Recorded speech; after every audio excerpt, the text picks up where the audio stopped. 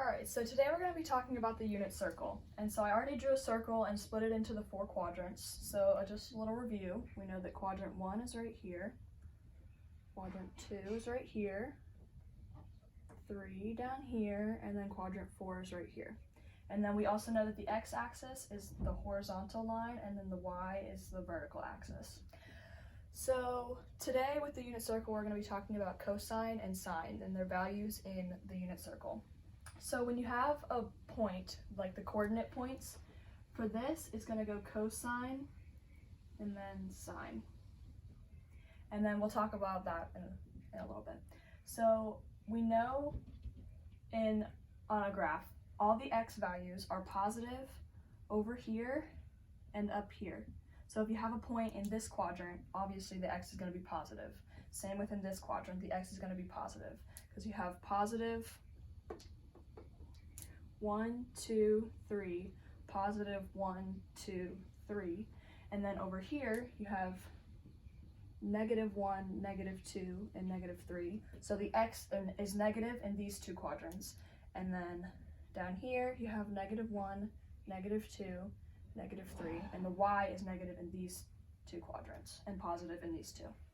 So when we're talking in relations to cos and sine, each cosine and sine value are positive and negative in different quadrants.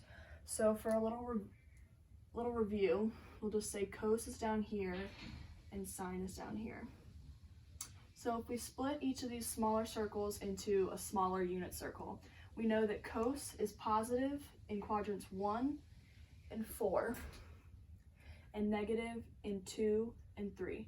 And then sine is positive, since it's on the y-axis, we know that y is positive in 1 and 2. So that's where sine is positive, and then it's negative in 3 and 4 because it's negative on the y-axis. Okay, so we're going to have sine on the y-axis and cos on the x-axis. So I noticed in the last portion you couldn't see what I wrote up here, so I wrote it down here. We just have that cos on the coordinates is in the x position, and then sine is in your y position. So cos on the x-axis and sine on the y. So if we're talking, let's start labeling a circle. So we know that the circle is 360 degrees. So we have 0 over here, then a quarter of the circle is 90, then half is 180, so that's over here, and then 3/4 is 270, and then a full circle back to 360. So right here, we have 0 and 360.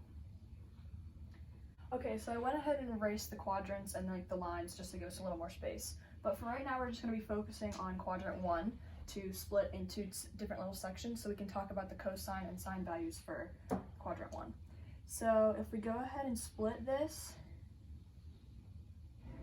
into 3 more sections, if you're labeling by 30s, so you have 30 right here, and then we have 60 up here, but we're also going to add 45 degrees.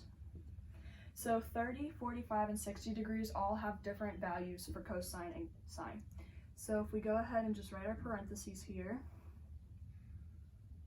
we're going to talk about the values for each.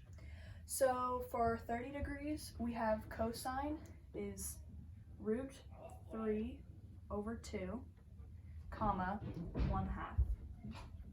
So if we have for 30 degrees, cosine is root 3 over 2 and sine is 1/2. We know that they're both positive because cosine is positive in quadrant 1, like we said, and so is sine. So that means that both values are going to be positive.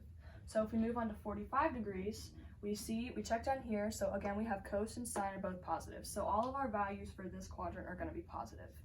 So for 45 degrees, we have root 2 over 2, comma, root 2 over 2.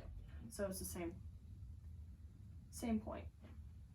And then for 60 degrees, we have 1/2, comma, root 3 over 2. So again, all of those are positive because cosine and sine are both positive in quadrant 1. So again, all those values are positive because cosine and sine are both positive in quadrant 1. But if we were working in quadrant 2, 3, or 4, you'd have to check on the little keys or just memorize where each cos or sine is positive and negative, just so you know which value is positive and which is negative. So if we were working with the whole circle, we have each quadrant split into 3 different sections like this. So I'm just going to go ahead and draw a couple of them. So we'll start over here. So I'm gonna go ahead and count by 45s. So we have 0, 45, 90, and then another 45 would be 135. And then 45 from that would be 180. And then if you do another 45, you have 225, and then 270. Then another 45 is gonna leave you with 315. And then another 45, you're up to 360.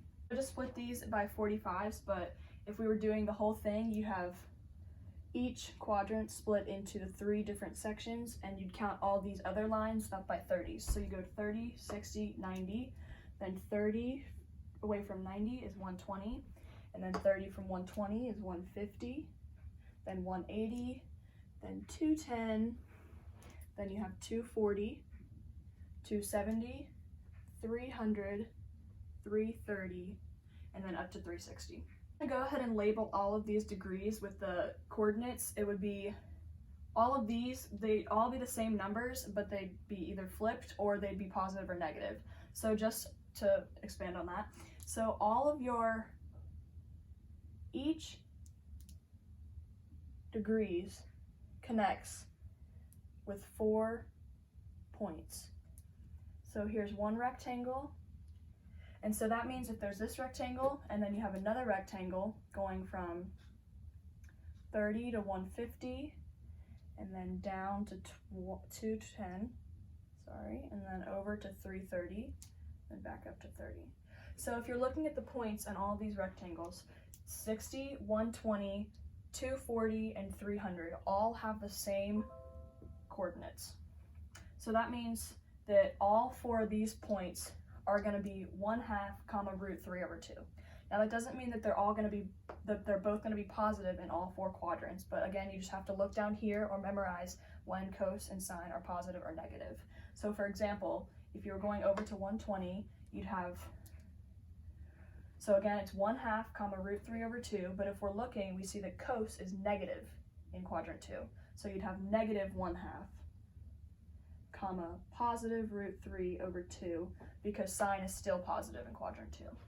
And then same with the 30, 150, 210, and 330, where all the 4 points of your rectangles connect. So 30, 150, 210, and 330 are all root 3 over 2 comma 1/2. Again, they're not always going to be positive, but you just have to check and make sure, but they're always going to be in that order, root 3 over 2 comma 1/2. So just to emphasize that this is a 1-unit circle, if we're starting at the origin, so if you go over 1, you're going to have, so if you go over 1 point, you have over here 1, 0, because you're going over 1 point. So each of the 4 quarters has a specific point if you're going up or over 1. So if you were going, starting at the origin, if you were going up 1, you'd have 0, 1, because up 1 is your y-axis. Then if you were starting at the origin, again, you'd go over 1, so you'd have negative 1, comma 0. And then if you were going down 1 from the origin to 270, you'd have 0, negative 1. Go over that. 0, negative 1. If you were asked to find any of the values for any of the quadrants, you wouldn't need any of this extra stuff. I just filled that in just to give you a little example. But all you really need are the 4 main points, so the 0, 360, 90, 180, and 270, and then all you need are the 30, 45, and 60. Because like I said, if you have these 3 coordinates and then the rectangles drawn, you can figure out every other degree's coordinates and the sine and cos for each one just based off these 3 and the rectangles. So Megan's going to start out and do some examples for us, and then I'll explain the answers to everyone. So the first one you're going to do is finding the cos of 60 degrees. Okay, so I'm going to go to 60 degrees, and then cos is first, so it'd just be 1/2, because it's like the same. Yes. Right? Okay. So like I said, all you need are these 3 coordinates and then the rectangles, and you can figure out any of the degrees. And so Megan's going to figure out a couple of them eventually. So the next one is sine of 330. Okay, so 330. So remember, these are connected. So if you have this rectangle which connects these 4 points, then these 4 points are going to be this coordinate.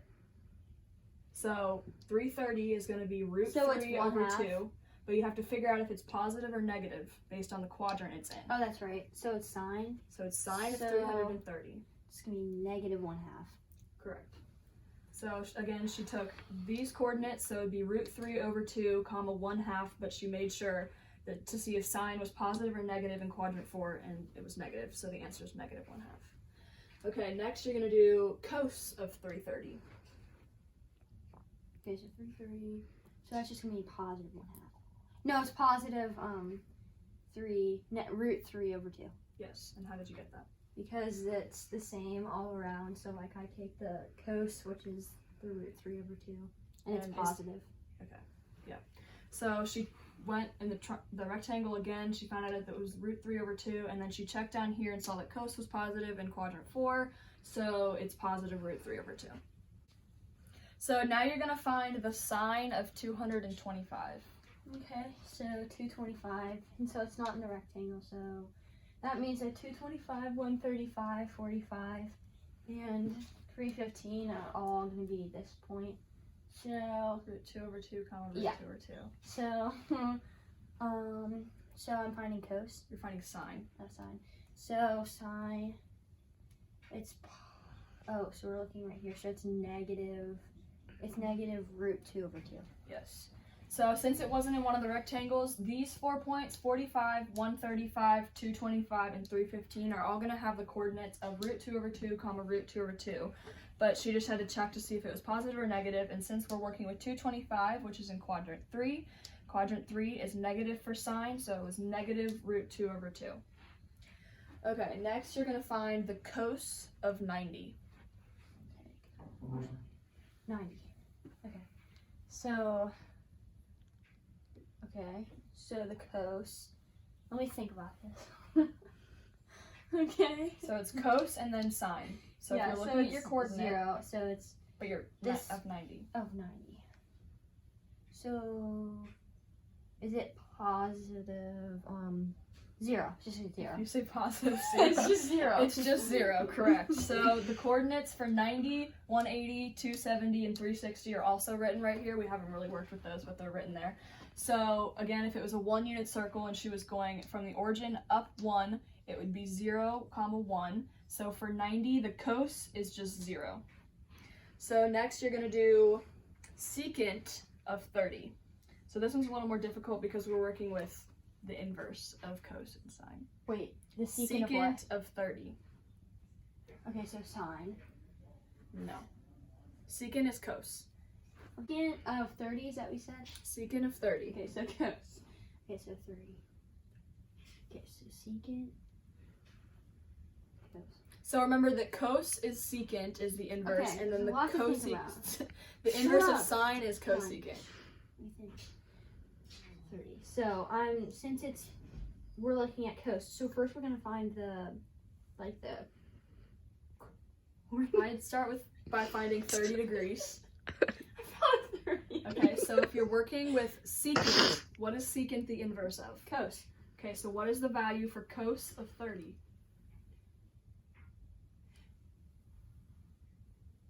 Cos? It's root 3 over 2. Root 3 over 2. so But we find since it's secant, it's gonna be the inverse of that, so it's gonna be 2 root 3. 2 over root 3. Yeah, Correct. 2 root 3. What is that? What was that? Secant of 30. How do I write secant? Like what? SEC. Oh, that's just what you write. Wow. Okay. And so, since it was just the secant of 30, we know that cos was already positive because that was the ones that we started with. So if now you're going to do cosecant of 240. Is that cos? No, you just did cos. It's sine. It sounds like it's supposed to be cos. Okay, so Cosecant of 240. Okay, so 240. Alright, so they're going to be the same point as this, Correct.